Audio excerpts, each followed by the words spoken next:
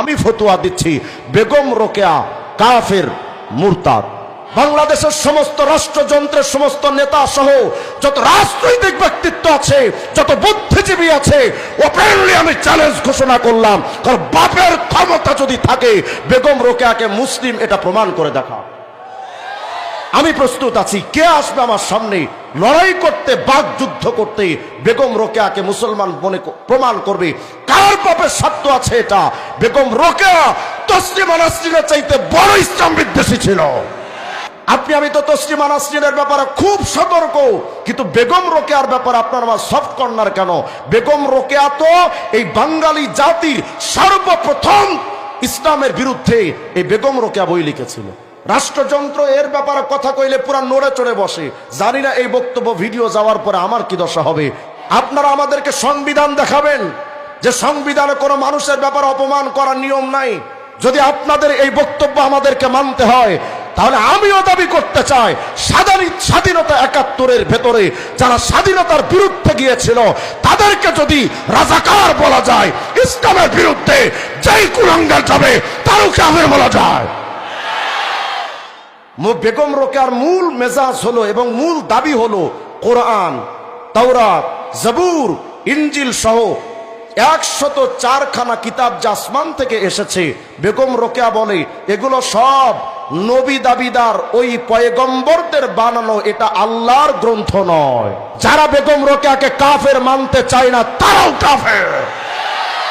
শিক্ষা ব্যবস্থার মাধ্যমে আমার সমাজের পরবর্তী প্রজন্মকে নাস্তিক বানানোর এক গভীর ষড়যন্ত্র চলছে। এদেরকে চিনিয়ে দেওয়া হচ্ছে লালন তোমার আদর্শ, এদেরকে চিনিয়ে দেওয়া হচ্ছে বেগম রোকেয়া তোমার আদর্শ। যদি এরা আমাদের আদর্শ, এই কথাটা আমার বাচ্চাদের মাথায় যদি গেঁথে যায়, এই বাচ্চারা কদিন পরে তাদের ভক্ত হয়ে তাদের বই পড়ে নাস্তিক হয়ে যাবে। সুতরাং আমাদের বাংলাদেশের মুসলমানদের এখন আওয়াজ তুলতে হবে। ৯০% মুসলমানের করের টাকা, ট্যাক্সের টাকা দিয়া যে স্কুল চলে, কলেজ চলে, ভার্সিটি চলে, আমার স্কুল কলেজ ভার্সিটিতে নাস্তিক্যবাদ, বেগম রোকেয়ার লেখাপড়া করতে দেওয়া যায় না। ইসলাম নারীদেরকে ঠকিয়েছে না জিতিয়েছে? ইসলাম নারীদের অপমান করেছে না সম্মান দিয়েছে? আমাদের বাংলাদেশে নাস্তিক্যবাদ প্রচার করে যে ইসলাম নারীদেরকে ঠকিয়ে দিয়েছে, ইসলাম নারীদেরকে অপমান করেছে। গত ৩-৪ দিন আগে আমাদের বাংলাদেশে বেগম রোকেয়ার একটা বিরাট প্রোগ্রাম হয়ে গেল বাংলাদেশে। রাজশাহী বিশ্ববিদ্যালয়ের খন্দকার মাহমুদুল হাসান ফতোয়া দিলেন, পদার্থ বিজ্ঞানের একজন টিচার, তিনি ফতোয়া দিলেন বেগম রোকেয়া কাফের এবং মুরতাদ ছিল। এই বক্তব্যটা দেওয়ার পর পুরো নাস্তিক পাড়া এবং রাষ্ট্র ব্যবস্থার অধিকাংশ রাষ্ট্রীয় নেতারা এবং বাংলাদেশের বড় বড় রাজনৈতিক ব্যক্তিত্বদের মাথা খারাপ হয়ে গেছে। বেগম রোকেয়ার বিরুদ্ধে কথা বললে, বেগম রোকেয়ার বিরুদ্ধে ফতোয়া দিয়েছে, বা বেগম রোকেয়াকে কাফের কেন বলল, বেগম রোকেয়াকে কেন মুরতাদ বলল? আমি বলি তারা হয়তো এই প্রশ্নটা করতে পারে এজন্যই যে স্কুল কলেজ ইউনিভার্সিটির কোন লোকের ব্যাপারে ফতোয়া দিতে পারে না। তো ঠিক আছে, মাহমুদুল হাসানের ফতোয়া আজকে আমি রেখে দিলাম। আমিও তো একজন মুফতি, আমি ফতোয়া দিচ্ছি বেগম রোকেয়া কাফের, মুরতাদ। আরো জোরে কর। বাংলাদেশের সমস্ত রাষ্ট্রযন্ত্রের সমস্ত নেতা সহ যত রাজনৈতিক ব্যক্তিত্ব আছে, যত বুদ্ধিজীবী আছে, ওপেনলি আমি চ্যালেঞ্জ ঘোষণা করলাম, কারণ বাপের ক্ষমতা যদি থাকে বেগম রোকেয়াকে মুসলিম এটা প্রমাণ করে দেখা। আমি প্রস্তুত আছি। কে আসবে আমার সামনে লড়াই করতে, বাকযুদ্ধ করতে, বেগম রোকেয়াকে মুসলমান বলে প্রমাণ করবে? কার বাপের স্বার্থ আছে এটা? বেগম রোকেয়া তসলিমা নাসরিনের চাইতে বড় ইসলাম বিদ্বেষী ছিল। এটা শুধু আমার মুখের বুলি নয়, আমি শুধু এই বক্তব্যটা দেওয়ার জন্য আপনাদের সামনে আজকে বসেছি। সময় যেহেতু কম, আমি এটা মুখে মুখে বক্তব্য দেই না। বাংলাদেশের যত ভণ্ড আছে সব ভণ্ডদের বই আমার কাছে আছে। এটা বেগম রোকেয়ার বই, বাংলা একাডেমি, সরাসরি বাংলা একাডেমি থেকে কিনে এনেছি। আমাদের এই বেগম রোকেয়ার ব্যাপারে আলোচনা কেন করব? আমাদের বাংলাদেশে আমরা যখন স্কুলে পড়েছি বেগম রোকেয়াকে আমাদের মায়েদের আদর্শ হিসেবে আমাদেরকে পড়ানো হয়েছে। কত কয় না? এখন স্কুলে বেগম রোকেয়ার লেখা নাই? আরে বলেন আছে না নাই? আপনার সন্তান কার আদর্শে বেড়ে উঠে আপনি সতর্ক হন না কেন? আপনি আমি তো তসলিমা নাসরিনের ব্যাপারে খুব সতর্ক, কিন্তু বেগম রোকেয়ার ব্যাপারে আপনার আমার সফট কর্নার কেন? বেগম রোকেয়া তো এই বাঙালি জাতির সর্বপ্রথম ইসলামের বিরুদ্ধে এই বেগম রোকেয়া বই লিখেছিল। আমাদের খবরই নাই। রাষ্ট্রযন্ত্র এর ব্যাপারে কথা কইলে পুরা নড়ে চড়ে বসে। জানি না এই বক্তব্য ভিডিও যাওয়ার পরে আমার কি দশা হবে, কিন্তু আমার স্পষ্ট বক্তব্য, খন্দকার মাহমুদুল হাসানের ফতুয়া শুধু এটা নয়, বাংলাদেশের 16 কোটি মুসলমানের পক্ষ থেকে ফতুয়া দিয়ে গেলাম, বেগম রোকেয়া কাফের মুরতাদ।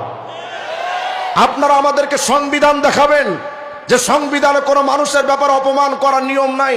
যদি আপনাদের এই বক্তব্য আমাদেরকে মানতে হয়, তাহলে আমিও দাবি করতে চাই, স্বাধীনতা 71-এর ভেতরে যারা স্বাধীনতার বিরুদ্ধে গিয়েছিল তাদেরকে যদি রাজাকার বলা যায়, ইসলামের বিরুদ্ধে যেই কুলাঙ্গার যাবে তারও কাফের বলা যায়।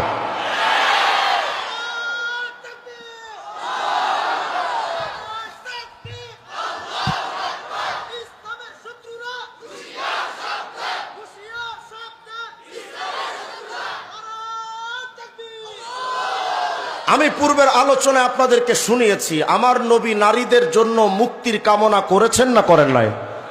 যেই সময় পুরো আরবের সমস্ত নেতারা নারীদের বিরুদ্ধে অবস্থান নিয়েছে, এই সময় বুক দিয়ে বুক টান টান করে এক মহানায়ক দাঁড়িয়েছিলেন, তিনি হচ্ছেন মুহাম্মদ রাসূলুল্লাহ। এই হলো তো নবীর ইতিহাস। আর বেগম রোকেয়া কি লিখতেছে দেখেন। আমি নিজের থেকে একটা কথা বানায় বলবো না, ফতুয়া তো আমি দিলাম, এরপর আপনাদের থেকে আমি ফতুয়া কামনা করব। আপনারা শুধু লেখাগুলো আগে পড়েন, শুনেন, তারপরে আপনারা ফতুয়া দিবেন। দেখেন তো, রোকেয়া রচনা বলি, বাংলা একাডেমি থেকে ছাপানো, 611 নম্বর পৃষ্ঠা।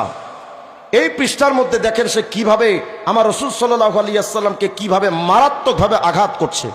বলে, তারপর মহাত্মা মুহাম্মদ আইন প্রস্তুত করিলেন যে রমণী সর্বদাই নরের অধীনা থাকিবে, বিবাহের পূর্বে পিতা কিংবা ভ্রাতার অধীনা, বিবাহের পর স্বামীর অধীনা, স্বামী অভাবে পুত্রের অধীনা থাকিবে, আর মূর্খ নারী নতমস্তকে ওই বিধান মানিয়া লইল। আসতে কইলে নাউজুবিল্লাহ। কি বললো? মুহাম্মদ একটা আইন করলো, আর রিজালু কাওয়ামুনা আলান নিসা, নারীরা পুরুষের অধীনে থাকবে, এই বিধান কার? আরে বলেন না কার? বেগম রোকেয়া বলে এই আইন করেছে মুহাম্মদ। বেগম রোকেয়ার আর একটা মেজাজ, ওটার ব্যাপার আলোচনা ভিন্ন আসবে। বেগম রোকেয়ার মূল মেজাজ হলো এবং মূল দাবি হলো কোরআন, তাওরাত, জবুর, ইনজিল সহ 104খানা কিতাব যা আসমান থেকে এসেছে, বেগম রোকেয়া বলে এগুলো সব নবী দাবিদার ওই পয়গম্বরদের বানানো, এটা আল্লাহর গ্রন্থ নয়। মুসলমান না বেঈমান? আরো জোরে কম। এরপরে দেখেন এই জায়গায় সে লিখতেছে যে মুহাম্মদ আইন করলো, আইন তো করেছেন আল্লাহ, এ চাপিয়ে দিয়েছে মুহাম্মদের উপরে, দিয়া বলে যে মুহাম্মদ বলেছে যে মেয়েরা নারীদের অধীনে থাকবে, এই আইন মুহাম্মদ করলো, আর তার মূর্খ সদস্যরা সাহাবীরা সেটাকে মেনে নিল। এই বক্তব্যের মাধ্যমে মুহাম্মদ আরবি আলাইহিস সালামকে প্রতারক বানানো হয়েছে। কথা কয় না? এই বক্তব্যের মাধ্যমে সাহাবায়ে কেরামকে নিয়ে কটূক্তি করা হয়েছে। সুতরাং যেই নারী সাহাবীদেরকে নবীকে নিয়ে কটূক্তি করে, সে আমার মা বোনদের আদর্শ হতে পারে না।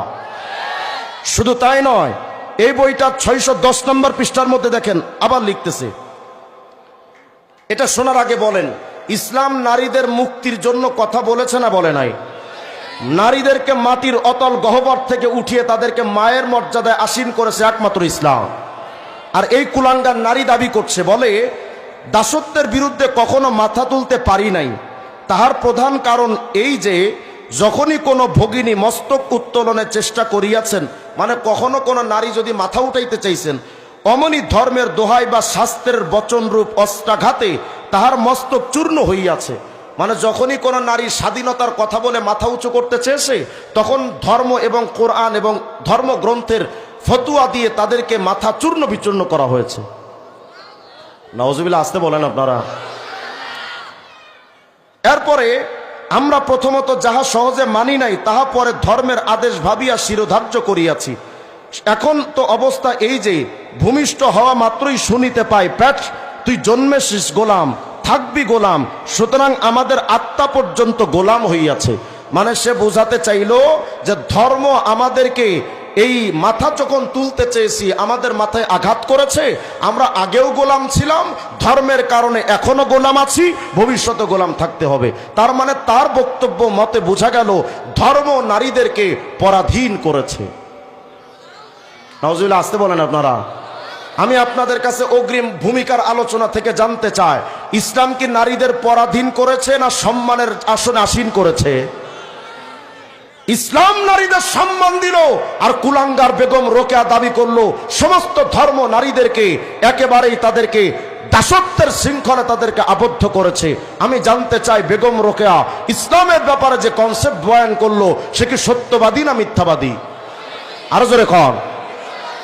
এরপরে এখানেই শেষ নয়, 611 নম্বর পৃষ্ঠায় আরেকটা দাবি করেছে, লিখতেছে আমরা তো মনে করি বেগম রোকেয়া আমাদের বাংলাদেশের আর তার সেরা বক্তা আছে, 1990 সালের বক্তা আর কি, আমাদের তারেক মনোয়ার সাহেব।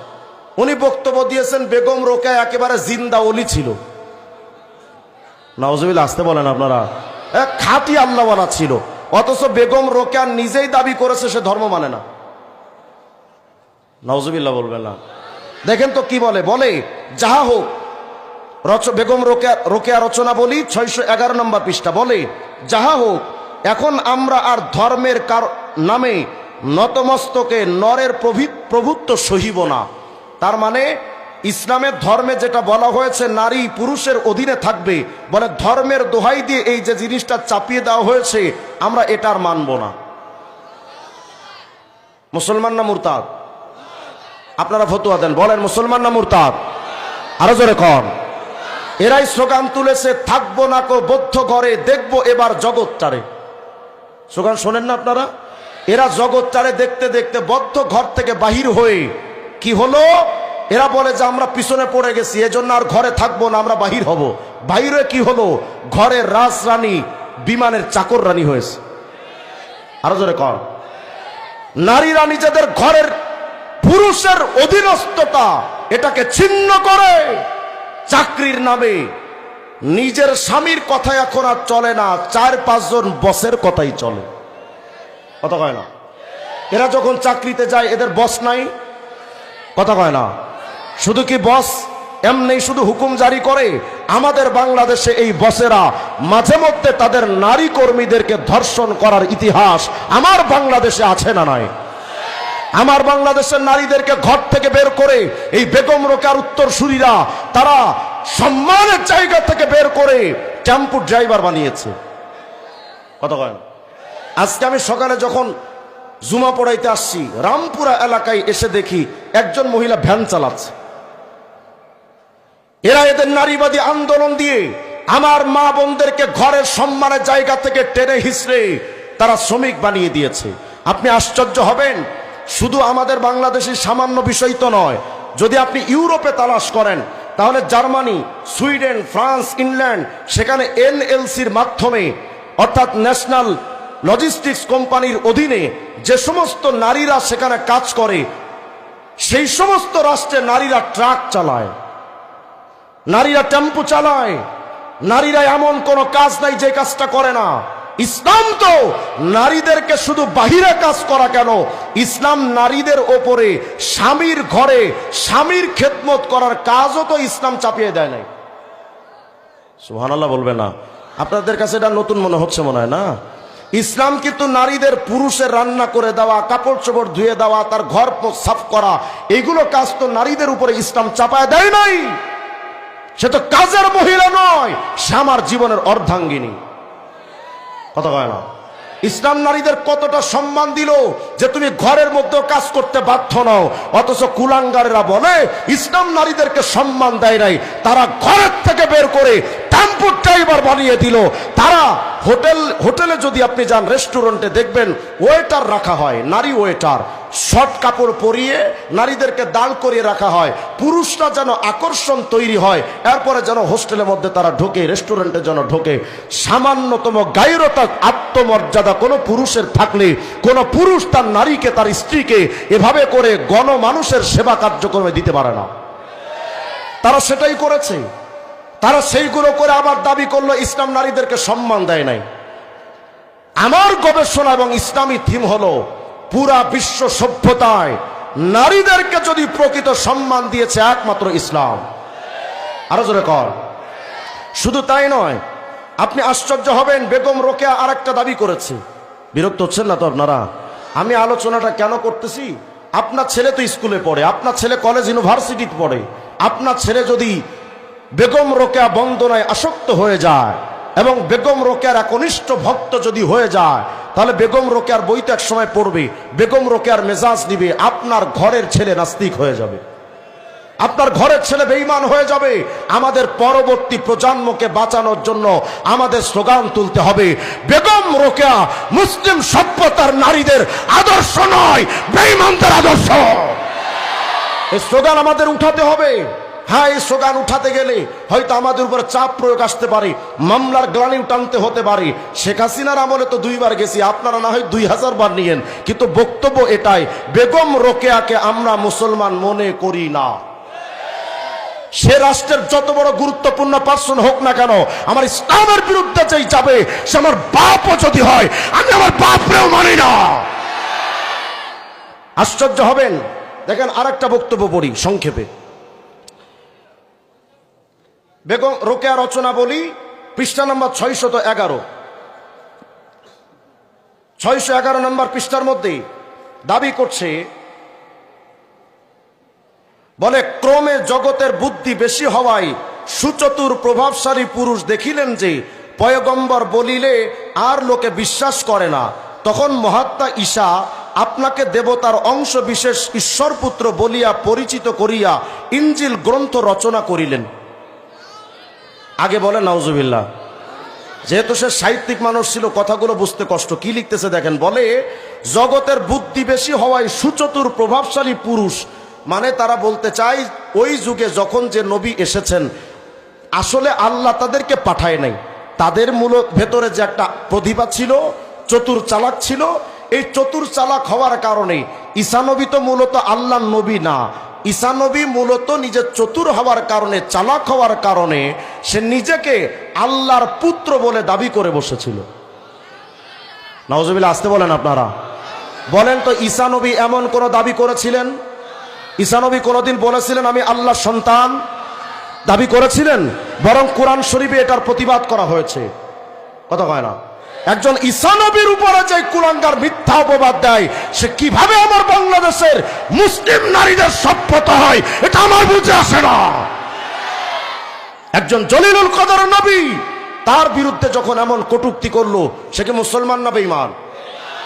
শুধু তাই নয়, আরো কি লিখতেছে দেখেন, বলে ঈসা নবী নিজেকে আল্লাহর পুত্র বলিয়া পরিচিত করিয়া ইনজিল গ্রন্থ রচনা করিলেন, মানে ইনজিল শরীফটা তিনি নিজের হাতে লিখলেন। ইনজিল শরীফ কি ঈসা নবীর লেখা নাকি আল্লাহর কিতাব? আরো জোরে কন। যারা আল্লাহর কিতাব ইনজিলকে বিশ্বাস করে না, সেই বেগম রোকেয়াকে মুসলিম বানাবে এমন কোন বাংলাদেশের কোন মুফতির বাপের ক্ষমতাও নাই।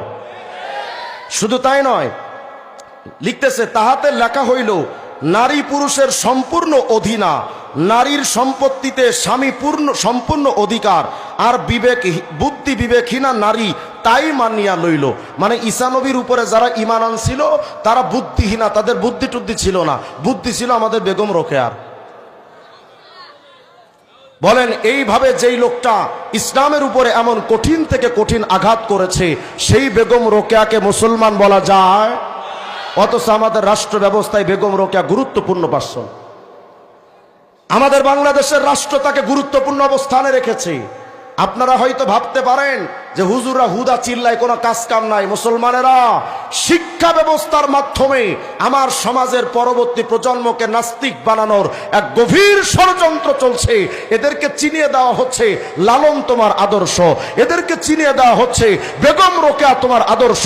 যদি এরা আমাদের আদর্শ, এই কথাটা আমার বাচ্চাদের মাথায় যদি গেঁথে যায়, এই বাচ্চারা কদিন পরে তাদের ভক্ত হয়ে তাদের বই পড়ে নাস্তিক হয়ে যাবে। সুতরাং আমাদের বাংলাদেশের মুসলমানদের এখন আওয়াজ তুলতে হবে। 90% মুসলমানের করের টাকা, ট্যাক্সের টাকা দিয়া যে স্কুল চলে, কলেজ চলে, ভার্সিটি চলে, আমার স্কুল কলেজ ভার্সিটিতে নাস্তিক্যবাদ, বেগম রোকেয়ার লেখাপড়া করতে দেওয়া যায় না। অন্তত আমরা রাষ্ট্র ব্যবস্থায় না পারি, আমার বাচ্চাদের সতর্ক করব, সাবধান, নাস্তিক বেঈমানদের কোনো পড়াশোনা করা যাবে না। কথা কয় না? যুক্তি দিয়ে ইসলাম চলে না, ইসলাম চলে গোলামি দিয়ে। ইসলাম কি দিয়ে চলে? তাহলে আমি আপনাদের কাছে শেষ ফতোয়া জানতে চাই। বেগম রোকেয়া শুধু একটা পাঠ বলেছি, যদি তার ব্যাপারে, কোরআনের ব্যাপারে কটূক্তি, অন্য অন্য কিতাবের ব্যাপারে কটূক্তি, বোরখার ব্যাপারে কটূক্তি, নবীদের ব্যাপারে কটূক্তি, নারী ইসলামী শরীয়ত আইনের বিরুদ্ধে তার কটূক্তি, এগুলো যদি পড়ি, লম্বা টাইমের দরকার। আমি যতটুকু পড়েছি এর মাধ্যমে আপনাদের কাছ থেকে আমি একটা ফতোয়া নিতে চাই। বেগম রোকেয়া মুসলমান না কাফের? আরো জোরে কন। বেগম রোকেয়া মুসলমান না কাফের? এত মারাত্মক কথা মনে পড়েও যারা বেগম রোকেয়াকে কাফের মানতে চায় না, তারাও কাফের। আল্লাহ তাআলা যেন আমাদের সবাইকে, আমাদের পরবর্তী প্রজন্মকে নাস্তিকতার আগ্রাসন থেকে আমার প্রজন্মকে আল্লাহ তাআলা হেফাজত করুন।